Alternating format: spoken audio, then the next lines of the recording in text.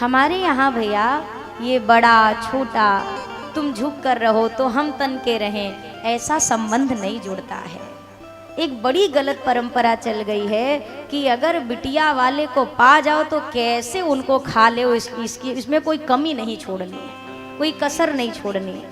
अगर आज वो बेटी वाले हैं तो आपके घर में भी भगवान ने अगर बेटी दी होगी तो कल को आप भी बेटी वाले बनोगे। फिर वही चीज़ अगर आपके साथ व्यवहार होगा तो अपने को कैसा महसूस होगा, अपने को कितनी पीड़ा होगी।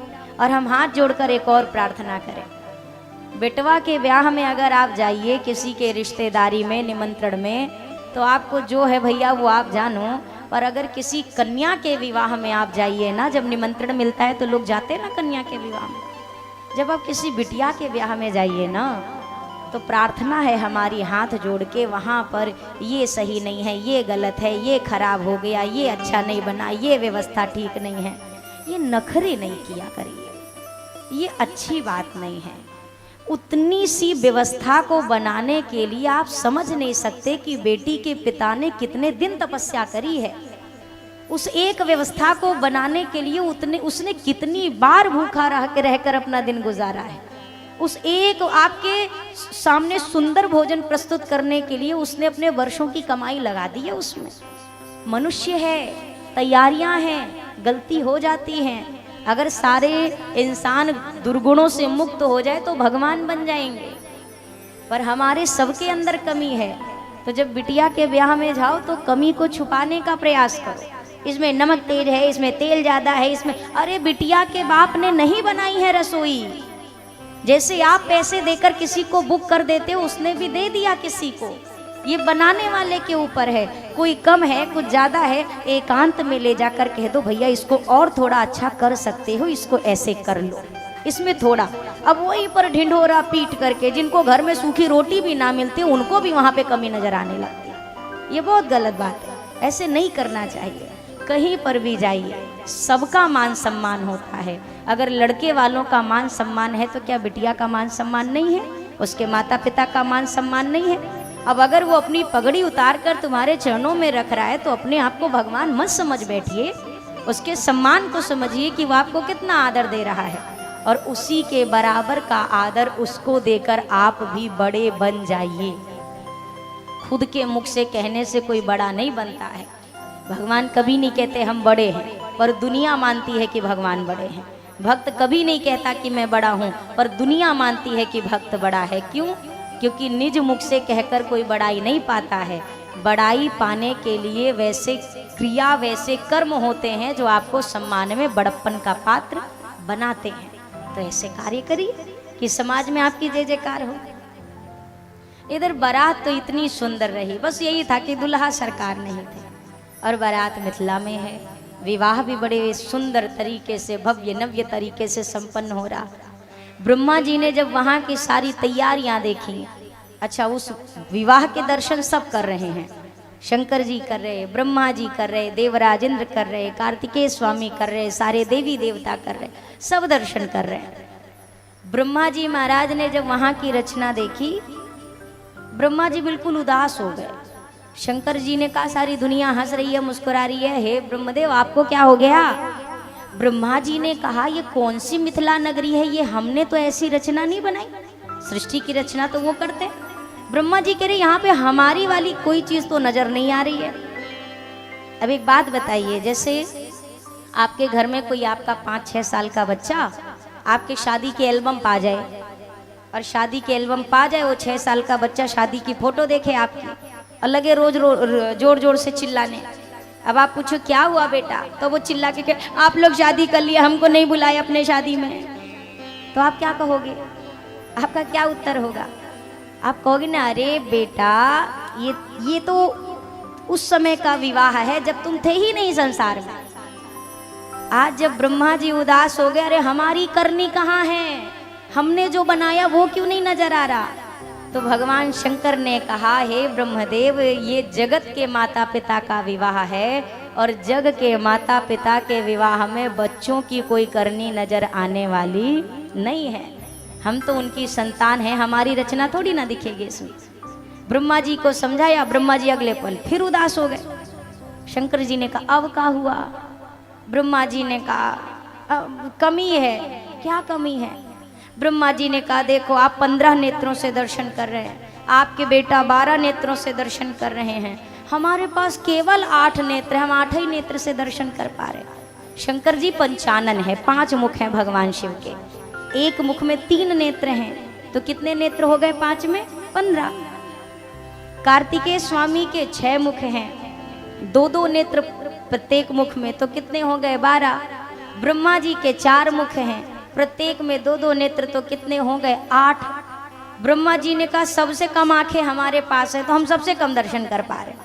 शंकर जी ने कहा अरे ब्रह्मदेव, जितने नेत्र आपको प्राप्त हुए हैं ना, इसको भी रोने में व्यर्थ मत गंवाइए, इसको भी कम से कम दर्शन में लाकर इसको सफल कर लीजिए, इसकी सार्थकता को प्राप्त कर लीजिए। तात्पर्य ये कि हमारे पास जो प्राप्त है उसी प्राप्त विषय वस्तु में से हम भगवान को प्राप्त करने की चेष्टा करें, भगवान को प्राप्त करने का यत्न करें। अरे कौने नगरिया से लई बरियतिया, हे दुल्हा बड़ सुंदर। कौने नगरिया से लई बरतिया, हे दुल्हा बड़ सुंदर। कौने नगरिया ब्याहन जाए, हे दुल्हा बड़ सुंदर। कौने नगरिया ब्याहन जाए, हे दुल्हा बड़ सुंदर। कौने नगरिया ब्याहन जाए, हे दुल्हा बड़ सुंदर। कौने नगरिया ब्याहन जाए, हे दुल्हा बड़ सुंदर। कौने नगरिया ब्याहन जाए, दुल्हा बड़ सुंदर। कौने नगरिया ब्याहन जाए,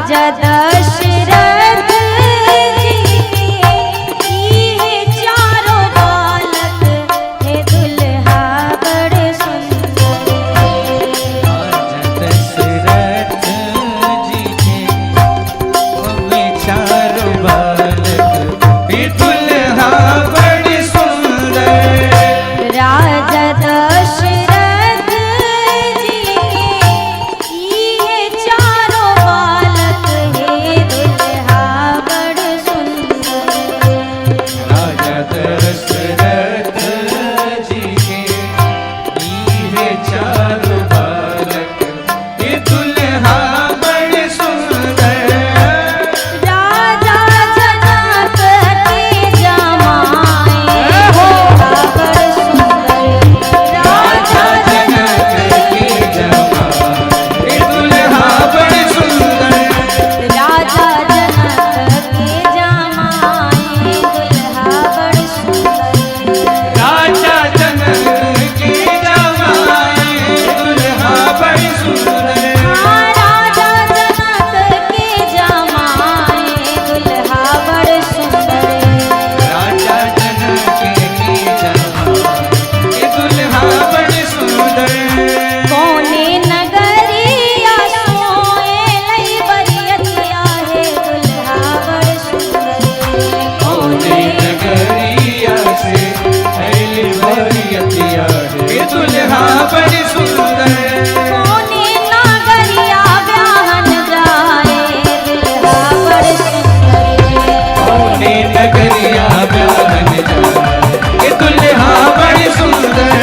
जनक नगरिया ब्याहन जाए दुल्हा बड़ सुंदर। कौना नगरिया ब्याहन जाए दुल्हा बड़े सुंदर।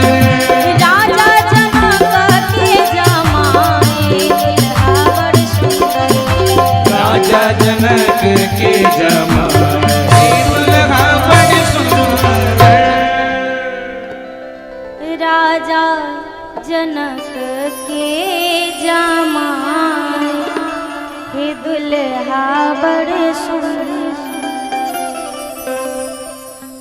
विवाह जब संपन्न भया तो सखी सरहद सारी जितने भी रघुनाथ जी के चारों पहुना के बड़े आनंद के साथ जीवनार के लिए जब श्री जनक जी महाराज ने बुलाया, सारी जितनी भी सारी सरहद हैं रघुनाथ की सब अटारियों पर खड़ी हो गई रघुनाथ को गारी देने के लिए।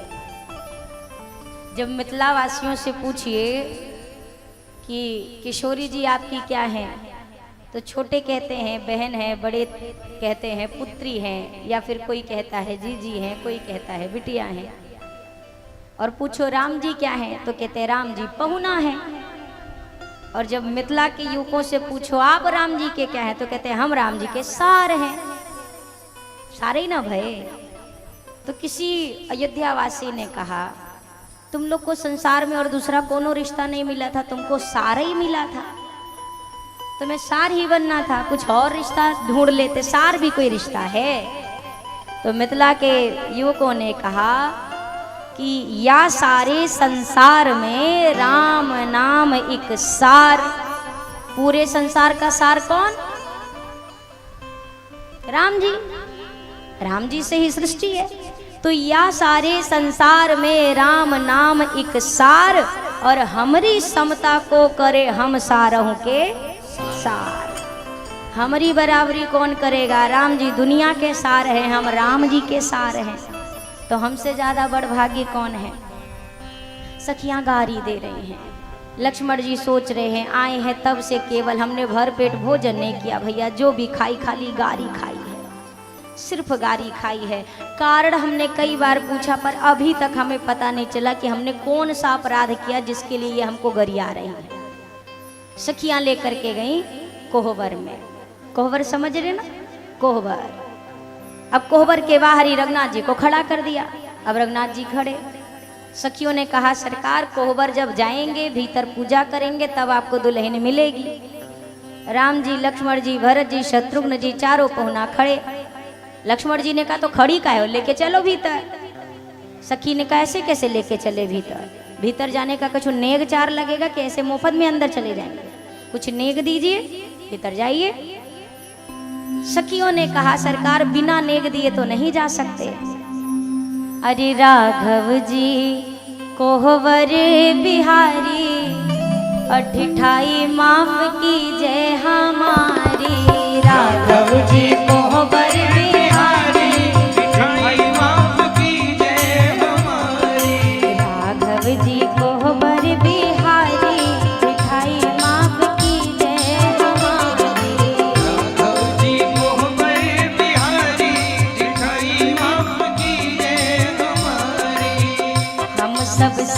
जी की सखियां सहेलियां, सब सिया सब गाइए। की सखियां सहेलियां, हम सब सिया जी की सखियां सहेलियां, हम सब सिया की सखियां सहेलियां, कोई सरहज कोई सारी ढिठाई माफ कीजिए हमारी।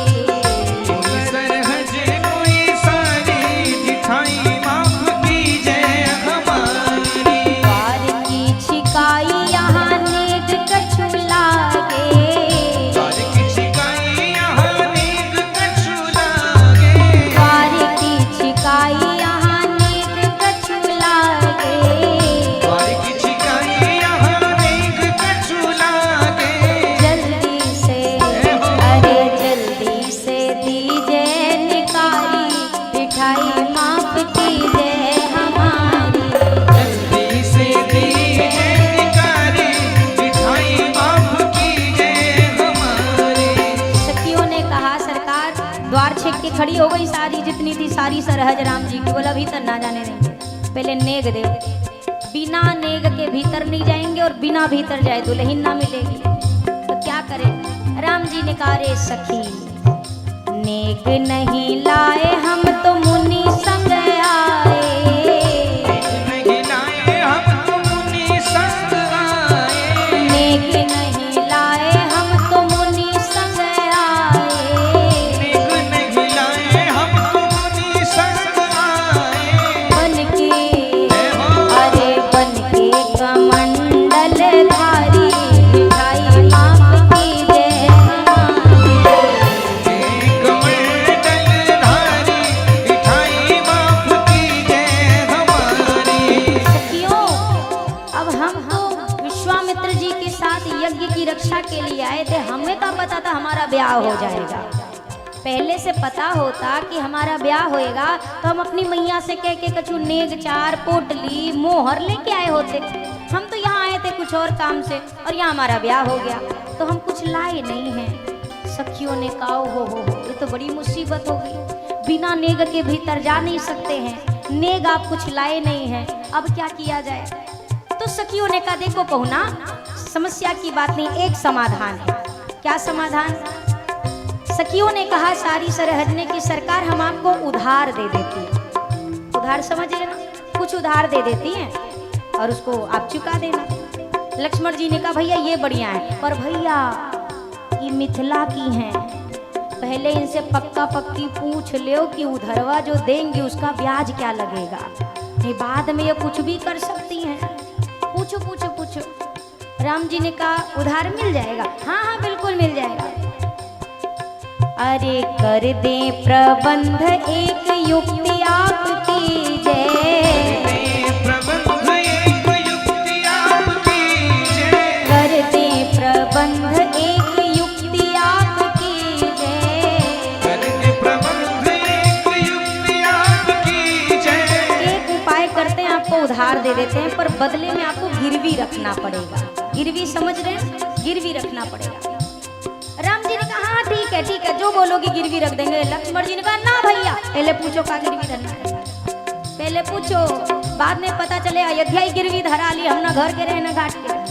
सरकार ऐसे नहीं करो, पूछो क्या गिरवी रखना है। राम जी ने कहा गिरवी क्या रखना होगा लक्ष्मण, अरे कुछ होगी कोई वस्तु कोई सामान, इससे ज्यादा क्या। सखियों ने कहा ना ना ना ना, ये मिथिला की उधारी है, छोटे मोटे गिरवी से ये चुकेगी ही ना, कुछ बड़ा गिरवी में धरना पड़ेगा। राम जी ने कहा क्या धरना पड़ेगा। सखियों ने कहा सरकार रखो गिरवी, ओ रखो गिरवी, रखो गिरवी बहिन महातारी, मिठाई माफ कीजिए हमारी। गिरवी बहन महातारी, मिठाई माफ कीजिए हमारी। राघव जी कोहवर बिहारी, मिठाई माफ कीजिए हमारी। राघव जी कोहबर बिहारी, मिठाई माफ कीजिए हमारी। सखियों ने कहा अपनी शांता जी को और अपनी मैया को हमारे मिथिला में दे दो, वो वो तब तक रहेंगी जब तक आप उधार नहीं चुका देते। लक्ष्मण जी ने कहा देख लिया भैया, हमने पहले ही बोला था बड़ी चंट है ये चंट, इसीलिए हमने कहा पहले पूछ के पक्का कर लो, नहीं तो कुछ भी मांग बैठेंगी। अरे तुम्हें लाज नहीं आती है, ऐसी बातें करती हो हमारी मैया के बारे में। सखियों ने कहा तो आपकी मैया को लाज आई थी खीर खा के लाला जाने में, जो हम लाज करेंगी? हम काहे को लाज करें? और हमने कौन सा गलत कहा? लक्ष्मण जी ने कहा एक सुनो एक बात ध्यान से, वो तो थोड़ा सा ना भैया है भैया, इसलिए हम चुप हैं, नहीं एक धक्का मारेंगे तो सबरी एक किनारे गिर पड़ोगी एक धक्के में, बड़ी आई नेक वाली। सखियों ने कहा अच्छा जबरन करेंगे आप हमसे? लक्ष्मण जी ने कहा और क्या, अभी एक धक्का मारते हो भीतर जाते देखते रोकता कौन है। सखियों ने कहा करके देखो। बिना लिए तो है जान न देंगी,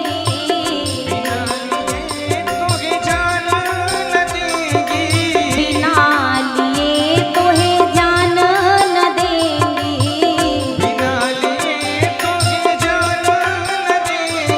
लक्ष्मण जी ने कहा तुम जाने नहीं दोगी ना, पर हम तो जाके रहेंगे और तुम रोक के दिखाओ, क्या ही कर लोगी तुम हमारा, हमसे ज्यादा ताकतवर हो। सखियों ने कहा तो एक बात सुन लो छोटे सरकार, तो हर एक को पीढ़ी नहीं छोड़ेंगे जिसको गरी आएंगे नहीं, हो तुम्हें देंगी हो हम देंगी, तुम्हें देंगी हजारन गारी, दिखाई माफ कीजिए हमारी, हजारन गारी, दिखाई माफ कीजिए हमारी। नारायण प्रभु द्वार पे ठाड़े, नारायण प्रभु द्वार पे ठाड़े, नारायण प्रभु द्वार पे ठाड़े, नारायण प्रभु द्वार पे ठाड़े। सखियां जय हो, सब सखियां जय हो, अरे सखियां बजावे करे तारी, दिखाई माफ कीजिए हमारी, सखियां बजावे करे तारी, दिखाई माफ कीजिए हमारी। राघव जी कोहबर बिहारी, दिखाई माफ कीजिए हमारी, राघव जी कोहबर बिहारी, दिखाई माफ कीजिए हमारी, दिखाई माफ कीजिए हमारी, दिखाई माफ कीजिए हमारी। सखियों ने कहा अरे बिना लिए तो है हम जान न देंगी, तुम्हें देंगी हजारन गारी, ढिठाई माफ कीजिए हमारी। सखियों ने देखा राम जी खड़े, सखियों ने कहा सखी अब देखो पहुना है, गलती तो हो गई इनसे, चलो हम ही इनके लिए कुछ उपाय कर देते हैं। सरकार आप हमारी कुल देवी तक नहीं जा सकते हो, कोई बात नहीं, हम अपनी कुल देवी को ही आपके पास ले आते हैं। लक्ष्मण जी ने कहा ये भी ठीक ही है, ले आओ। अब एक बड़े से सोने के थाल में बढ़िया मखमल का कपड़ा ढक के सखियां ले करके आई। दुल्हा सरकार से कहा सरकार ये रही हमारी कुल देवी, इनको प्रणाम करिए। राम जी ने कहा पहले अपने कुल देवी की मुंह दिखाई तो कराओ, कैसी कुल देवी है जरा चेहरा तो देखें, ढकी मुकी सी कौन सी कुल देवी हो में। सखियों ने कहा एक बात बताओ, आप अपने भक्तों से तपस्या पहले कराते हो कि दर्शन पहले देते हो? पहले तपस्या कराते हैं बाद में दर्शन देते हैं ना, तो पहले आप प्रणाम करो फिर कुल देवी दर्शन दे देंगे। राम जी ने बोला ना ना ना ना, बिना मुंह दिखाई किए तो हम ना करेंगे प्रणाम, कुल देवी के दर्शन हो चाहे ना हो। राम जी से हटी सखियां, लक्ष्मण जी से कहा छोटे लाला आप ही प्रणाम कर ले, आप प्रणाम करोगे तो आपके भैया की एंट्री फ्री। लक्ष्मण जी ने कहा अपने भैया के अलावा ना हम देवी जाने ना देवा, हम ना करेंगे। सखियों ने शत्रुघ्न जी से कहा ये सबसे छोटे कम बोलते, ये पक्का प्रणाम कर लेंगे, आपने अगर प्रणाम कर लिया तो बात बन जाएगी, लाला आप ही प्रणाम कर लो। शत्रुघ्न जी ने कहा जब बड़के ने ना किया तो हम छोटके होके कैसे कर लें, हम भी नहीं करेंगे। सखियों ने देखा है भरत जी सीधे साधे हैं। सखियों ने कहा आप प्रणाम कर लेंगे ना सरकार तो आपके भैया को अंदर प्रवेश मिल जाएगा। बड़ी देर से खड़े हैं, राम जी के चरण दुख रहे होंगे। अब ज्यों भरत जी को लगा है मेरे भैया के चरण दुख रहे होंगे, हाँ कब से खड़े हैं। भरत जी ने आओ देखा ना था, सीधा गिर गए चरणों में। सखियों ने वो जैसे मखमल का कपड़ा हटाया, वहां पे किशोरी जी के चरणों की पादुका रखी हुई थी, पनही। बोली यही तो देवी थी हमारे यहाँ की। लक्ष्मण जी ने कहा ले, 3 जन बचाए थे, एक ने सब खराब कर दिया। अरे भैया नहीं करना था, जब भैया ने नहीं किया, मैंने नहीं किया, तो आपने क्यों प्रणाम कर लिया? भरत जी ने कहा यही लोग तो कह रही थी कि भैया को अंदर प्रवेश मिल जाएगा। अरे ने नहीं प्रवेश देती तो क्या होता? बताइए, अब ये सब हंस रही हैं हमारे ऊपर। अब सरकार को, चारों पहुना को भीतर लेके गई सखियां। और यहाँ पे एक बड़ा अच्छा सुंदर सा नियम होता है ना कि अपनी दुल्हन पहचाननी होती है आम के पल्लों से। सखियां लेकर के गई, वहां 4 दुल्हन बैठी हैं इतने लंबे लंबे घूंघट में। सखियों ने कहा सुन लो पहले ध्यान से नियम। लक्ष्मण जी से कहा छोटके सरकार पहले आप और गौर से सुनो, बात बात पे गाल फुला लेते हो, बात कुछ नहीं मानते। सुनो, जो दुल्हा, जो पहुना जिस दुल्हन के ऊपर पल्लो छोड़ेगा वही दुल्हन के साथ उसकी विदाई होगी। लक्ष्मण जी ने कहा हाँ हाँ ठीक है। सबसे पहले राम जी।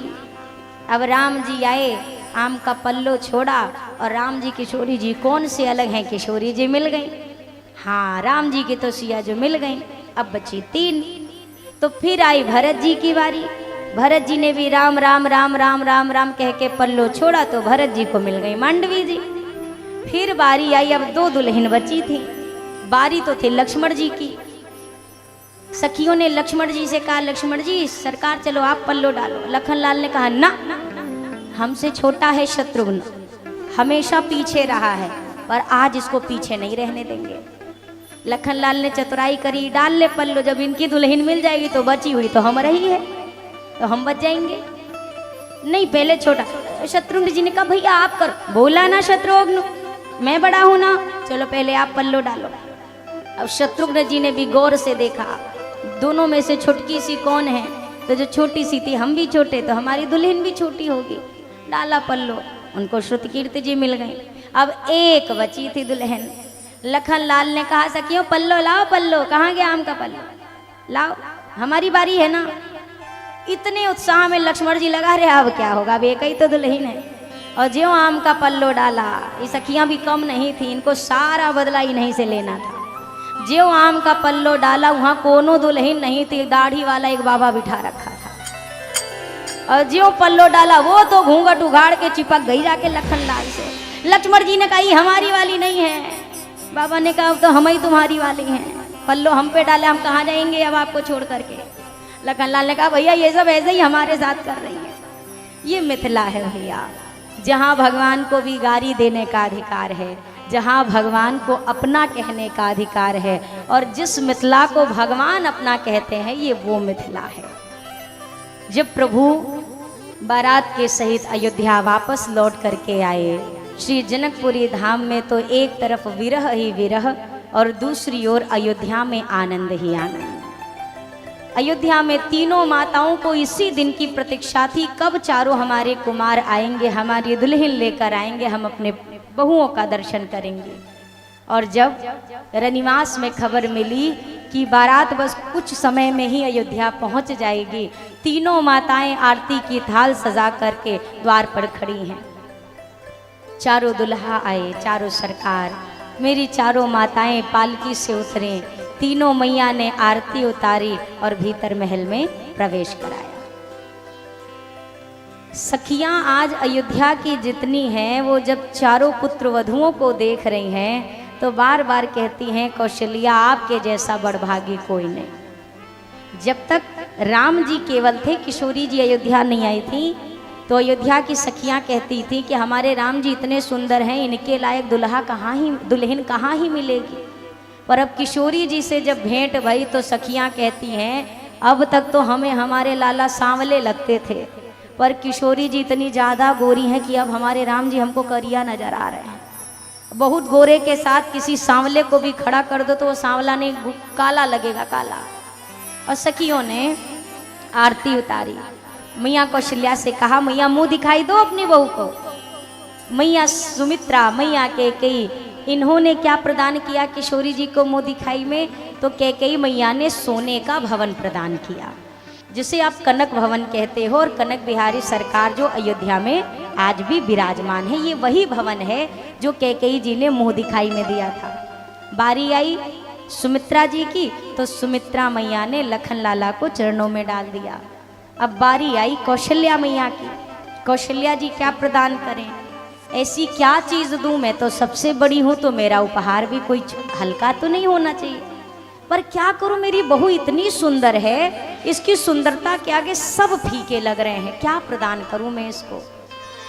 फिर कौशल्या मैया ने खोजी आई कौशल्या विचारी बड़े हौसला से, बहु अनुरूप कोई वस्तु ना लखाई, लागे चित चिंता क्या दीजिए निछावरी में, अजिसिया से बहु होने परी कठिनाई, कछु नहीं पाई तहाँ सिय समुताई जोग, तब निकटे बुलाए नीलमणि रघुराई है, हाथ रघुनाथ गही तीनों सिय के हाथ माहे, ये ले बहू यही तेरे मुंह की दिखाई है। कौशल्या मैया को जब कुछ नहीं समझ आया, बहू को क्या मुंह दिखाई दूं, तो कौशल्या जी ने अपने राम जी को बुलाया और राम जी का हाथ किशोरी जी के हाथ में दे दिया, बोला ये लो पुत्रवधू, ये रही आपकी मुंह दिखाई, और आज से हमारे राम जी आपके हुए। तो मुंह दिखाई में दुल्हा को ही दुल्हन को सौंप दिया, राम जी को ही। ये बड़ी भव्य तरीके से यहाँ पर अयोध्या में मैया का चारों पुत्र वधुओं का स्वागत हुआ। अरे मोहिले लन सजनी मोरा मनवा, हो पहुनवा राघव, मोहिले लन सजनी मोरा मनवा, पहुनवा राघव, मोहिले लन सजनी मोरा मनवा, पहुनवा राघव, ए हो पहुनवा राघव, हाँ हो पहुनवा राघव, ये हो पहुनवा राघव, हाँ हो पहुनवा राघव, ए हो पहुनवा राघव,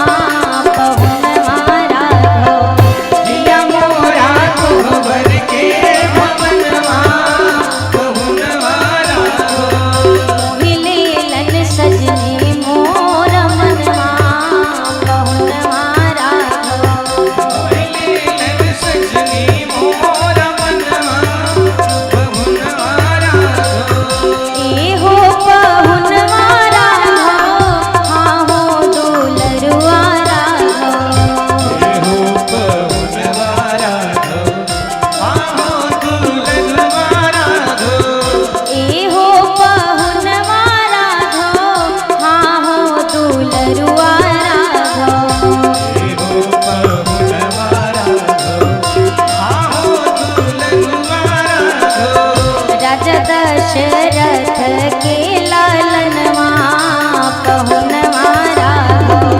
राजा दशरथ के लालनवा मोहि लेलन सजनी मोरा मनवा पहुनवा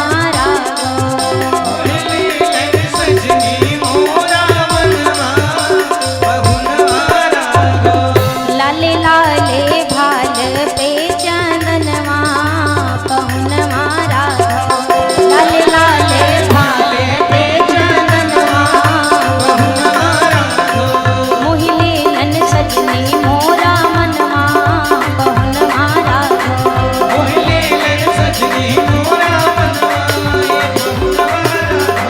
मोहि लेलन सजनी मोरा मनवा पहुनवा राघव।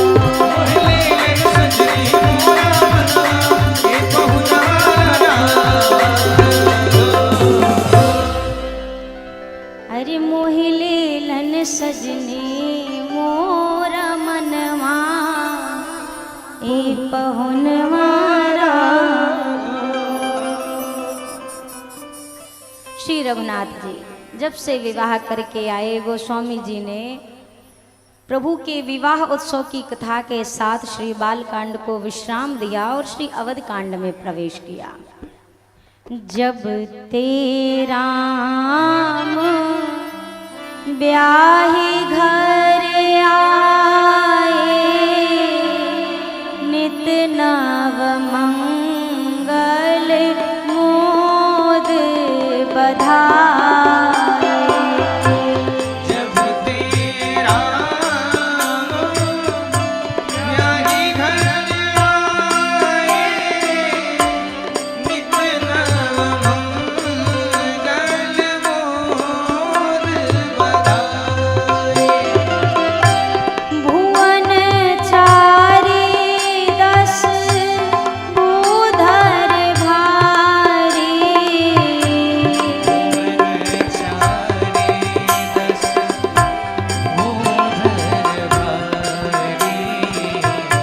सुकृत मेघ बरसाहि सुखवारी।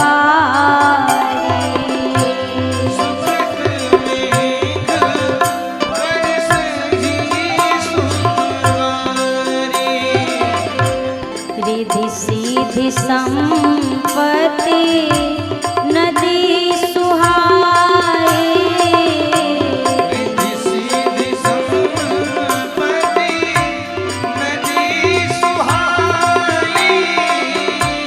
उमगी अवध अम्बुधि कहूँ आए।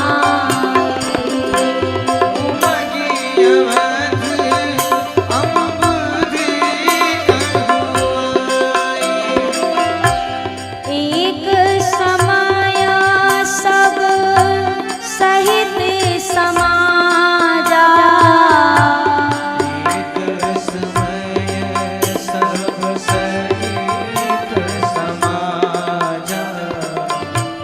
राजसभा रघुराज विराजा।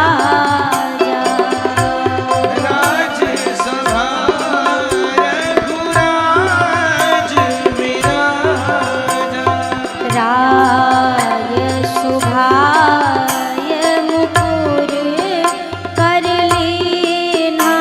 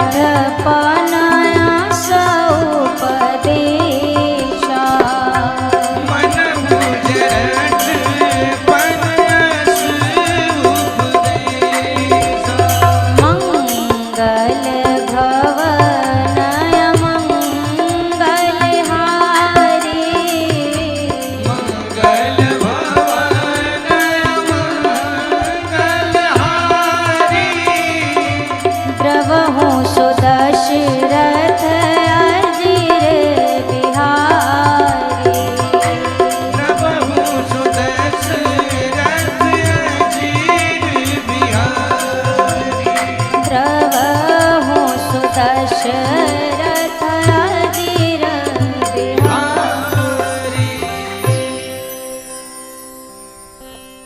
श्री दशरथ जी महाराज प्रभु के विवाह को 11 वर्ष के करीब जब व्यतीत भये, उसके बाद की यह एक घटना आती है कि श्री दशरथ जी महाराज सभा में विराजमान थे और इसी मध्य सभा के मध्य में श्री दशरथ जी ने दर्पण में अपने मुख का अवलोकन किया।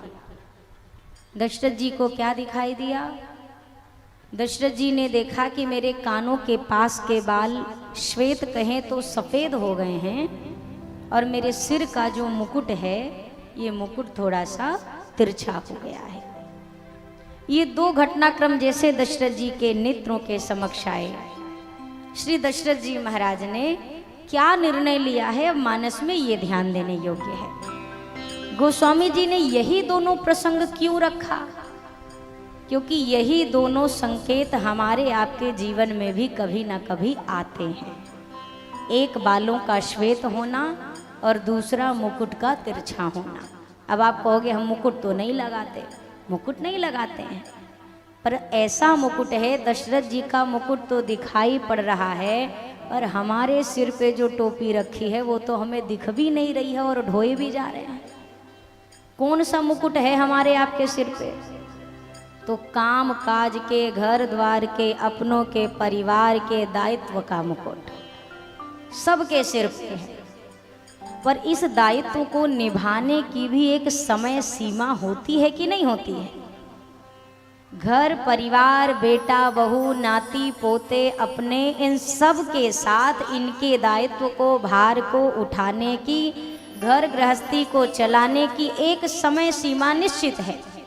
पर एक समय पर आने के बाद इन जिम्मेदारियों के मुकुट को किनारे करके अब केवल जुबान पे राम जी का नाम होना चाहिए। ज़्यादा समय तक अगर सिर में खोपड़ी में भार उठाकर चलते रहेंगे तो कभी वो भी समय आ जाता है जीवन में कि पैर उस भार को संभाल नहीं पाते हैं और आदमी गिर जाता है। व्यक्ति नहीं संभाल पाता उस दायित्व को, उस बोझ को। तो इस कारण से ये दायित्व का ये जो सिर पे मुकुट है ना, दशरथ जी के मुकुट का संकेत क्या है? उस पूरे अयोध्या के राजभार का दायित्व है, मुकुट उसकी पहचान है, जो दायित्व है दशरथ जी के शीश पे। तो दशरथ जी ने क्या देखा? वृद्धावस्था आ गई है और इस कारण से ये जो मेरे शीश पर मुकुट है ये तिरछा है, ये तिरछा हो गया। तो दशरथ जी ने क्या किया? मुकुट सीधा किया। अब आप कहेंगे दशरथ जी ने तो सीधा कर लिया और फिर मुकुट पहन लिया। नहीं, केवल तब तक के लिए उस मुकुट को सीधा किया है जब तक उन्हें अभी निर्णय नहीं वो ले पाए हैं कि ये दायित्व का मुकुट अब मैं किसके शीश पर रखूं। ये निर्णय लेने के लिए कुछ पल का समय मांगा, क्योंकि गुरु के आदेश के बिना और गुरु के निर्देशन के बिना दशरथ जी इतना बड़ा निर्णय नहीं ले सकते। तो इसीलिए जब तक गुरुदेव से जाकर अपने मन की बात नहीं की, सिर्फ ये मुकुट तब तक संभाल कर रखा है। अब हम क्या करें?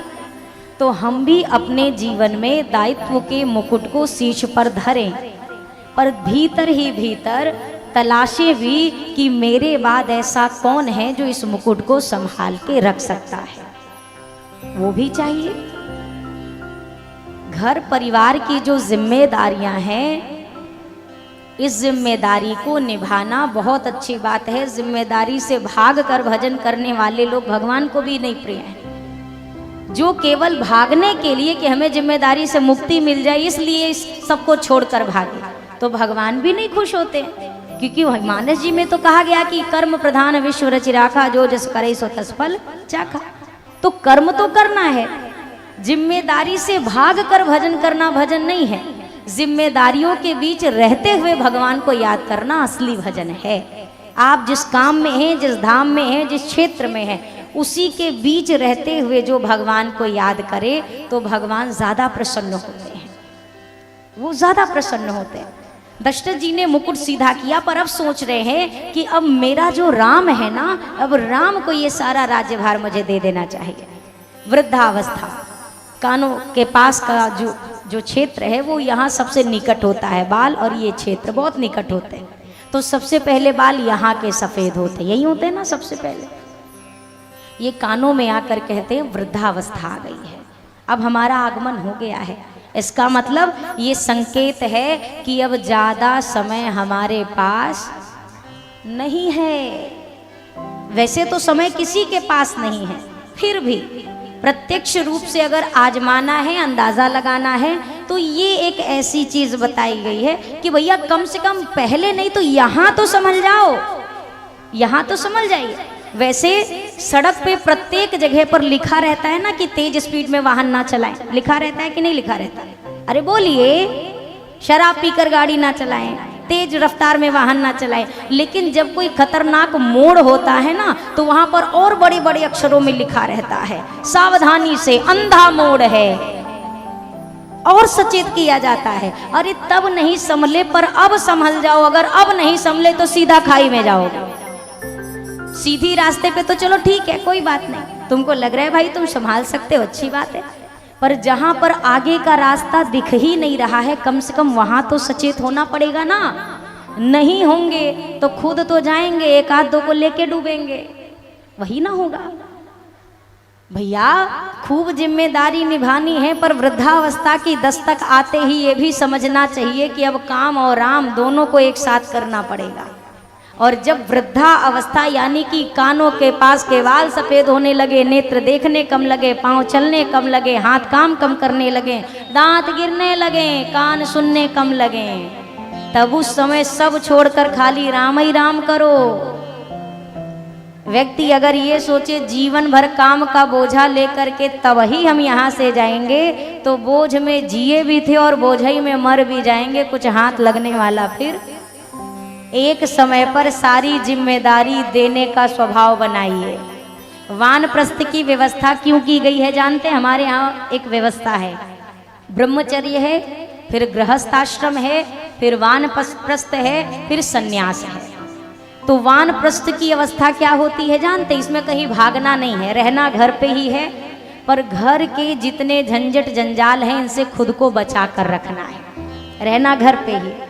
वानप्रस्थ की व्यवस्था इसीलिए बनाई गई है ताकि व्यक्ति जीते जी स्वयं को इस संसार में जो अत्यंत ज्यादा मोह से लिपटा हुआ ये मन है, इसको थोड़ा थोड़ा उससे दूरी बनाने की ट्रेनिंग मिल जाए।